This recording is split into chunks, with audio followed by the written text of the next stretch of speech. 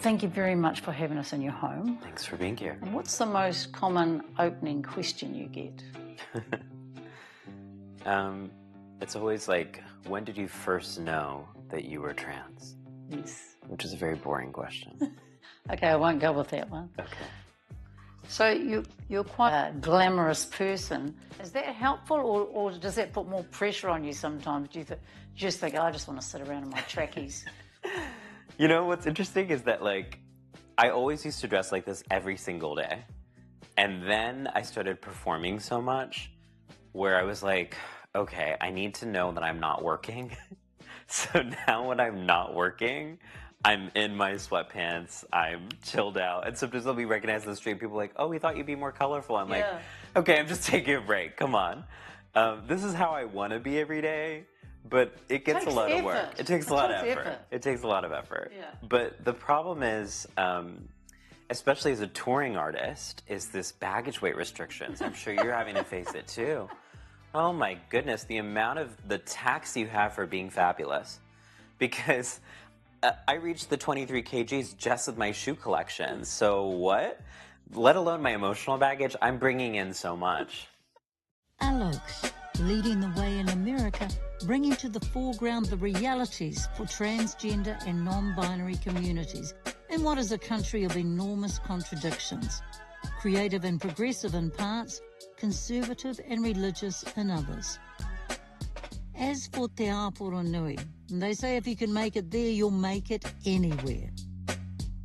What is it like living in New York? Because it seems to me such a city of contradictions.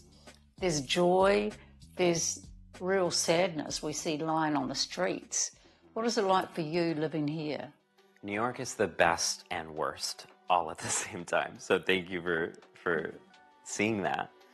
On the one hand, I feel so lucky because there's a critical mass of people like me in this city. I can just be on the subway and be like, oh my gosh, I am not the weirdest person here. Thank goodness there's other people who are living full throttle creative lives. And so by and large, people mind their business until they don't.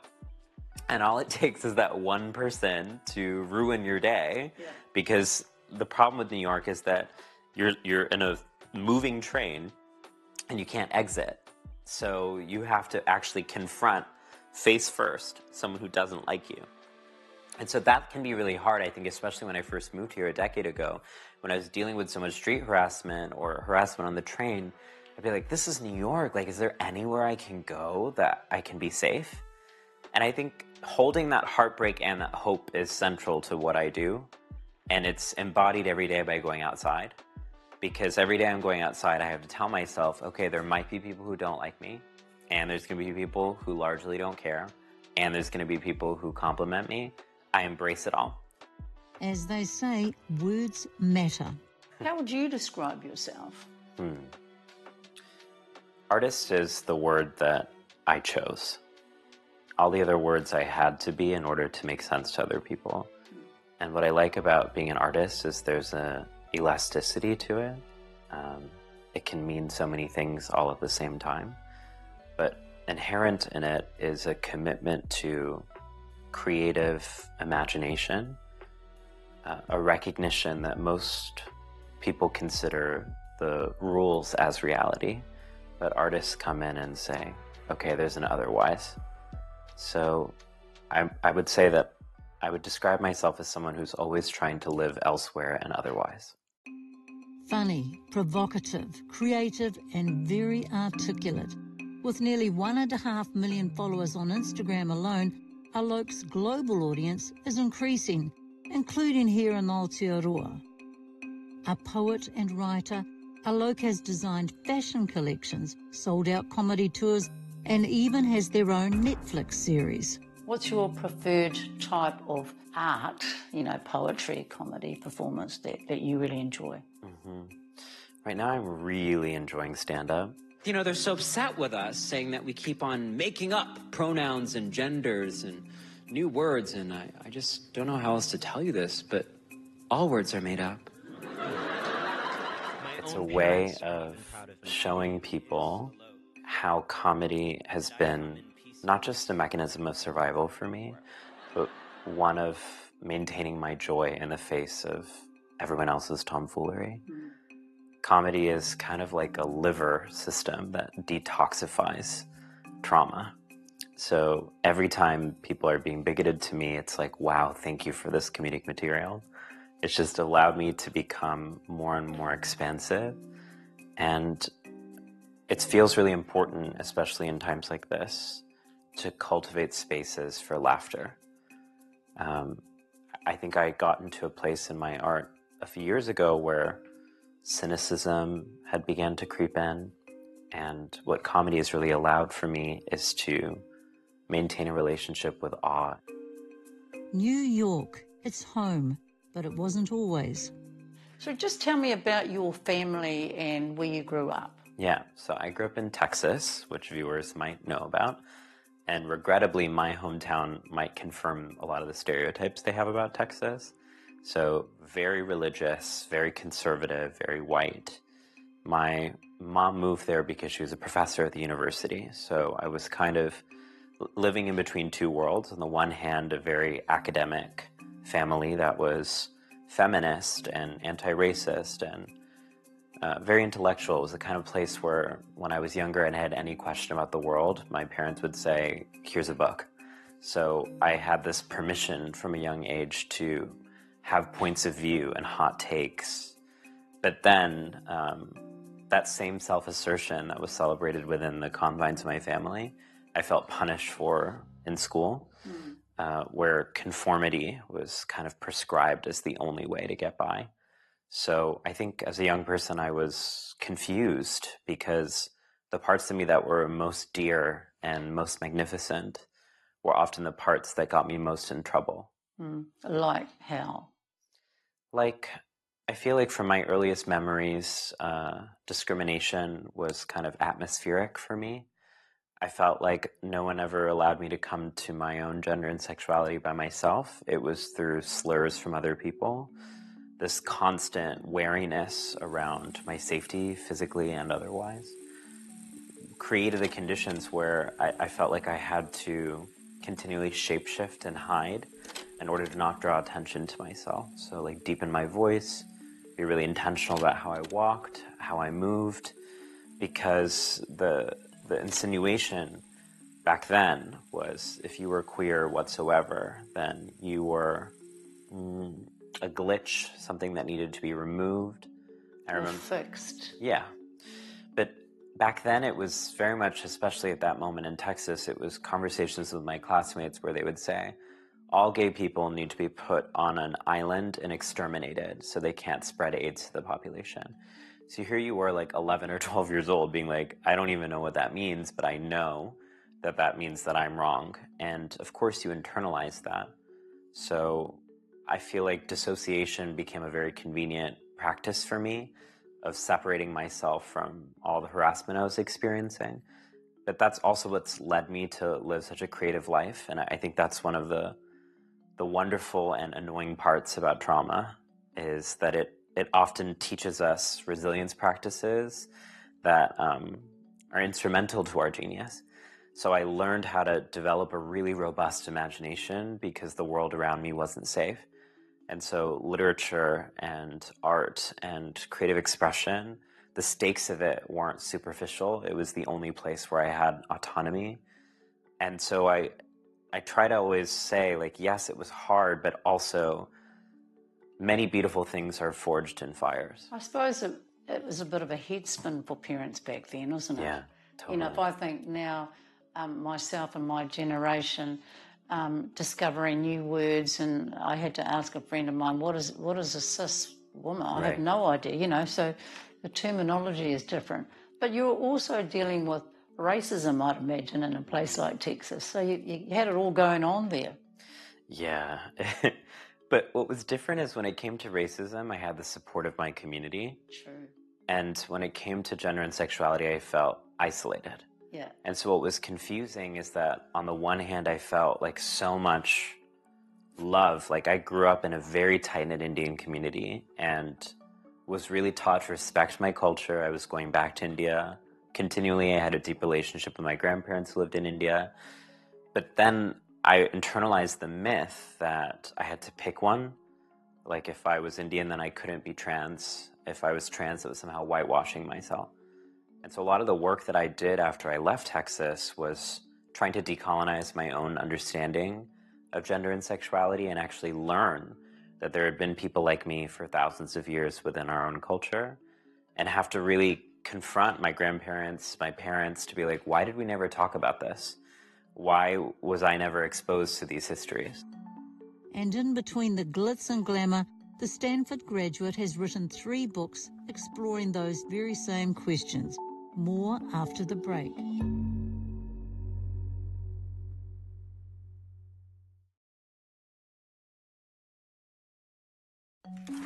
Alok, Thanks so much. thank you all. Alok is a writer whose books explore the mythology and contradictions in society and the language we use. Are there certain words that and tones that enter into conversations where you go, boom, red flag? Yeah. So many.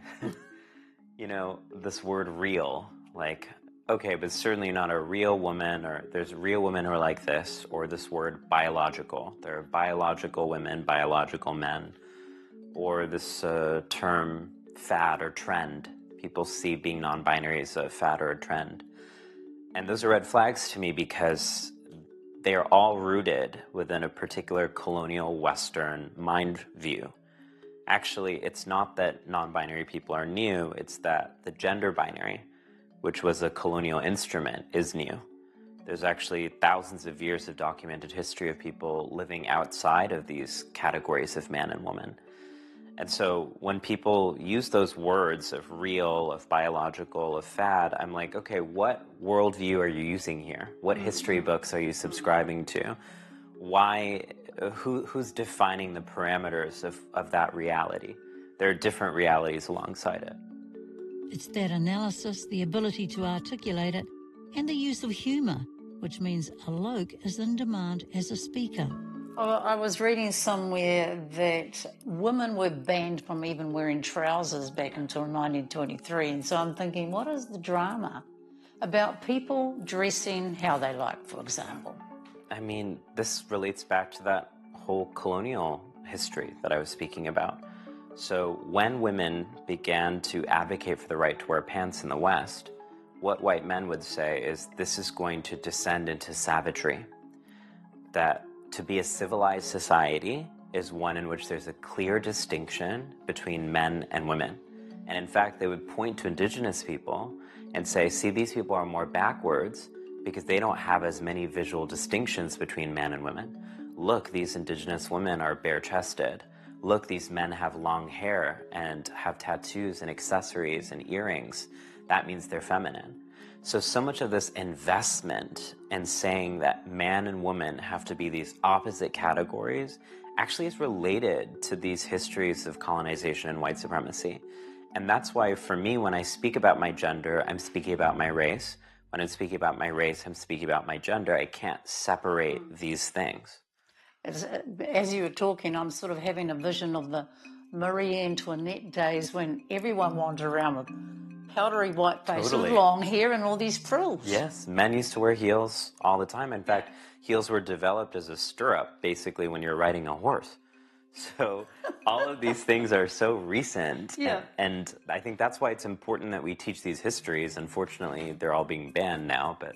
In New Zealand, I've been speaking with politicians, political leaders. One of them said, women are really concerned about going into public bathrooms. If you don't think that women and young girls going into the toilet are entitled to a thing called safety, then you've not been listening. Do you You're not know paying something? attention.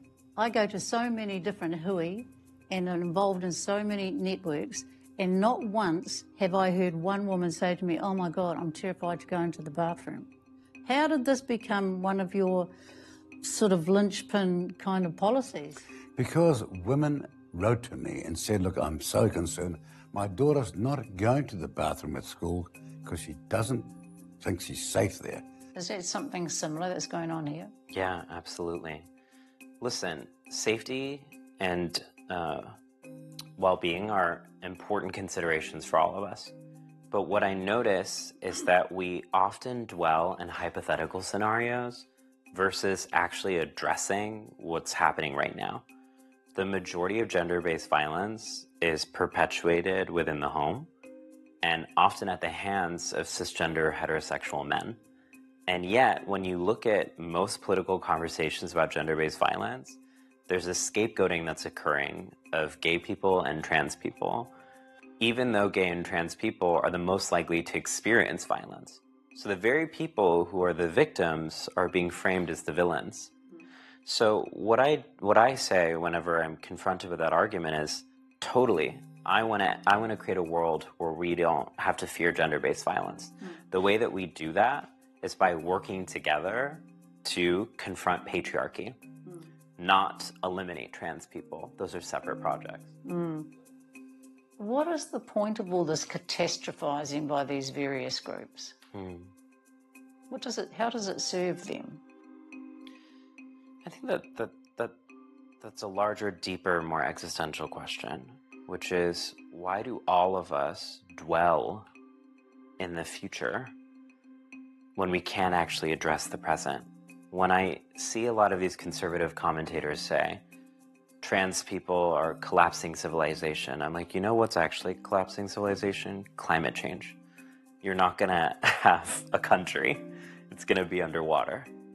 I think it's very telling that, we're speaking in the summer right now in the US, where we have wildfires raging over the West Coast. And instead of actually addressing the fact that a real fire, not a metaphorical one, is ripping through people's lives, people feed into these alarmist narratives around immigrants or trans people. So my belief as an artist is people are always looking for scapegoats as a way to not actually have to contend with the present. And I can have empathy for that because that's what I did as a young person when I was dissociated. My life was so scary that I had to live in ideas. I had to be dissociated from what was actually happening in reality. So my interventions as an artist are not interested in shaming people, judging people, are actually interested in transforming and healing people. And so what I always try to ask is, behind every bigot is a broken heart. After the break, Alok and Aotearoa, it's a love affair.